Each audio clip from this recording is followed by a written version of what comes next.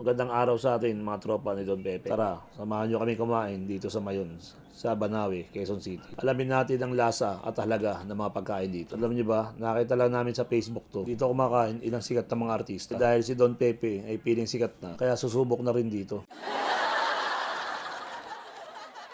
Biro lang yun. Nagaya kasi yung anak kong babae. Matagal ko na daw siyang hindi pinapasyal.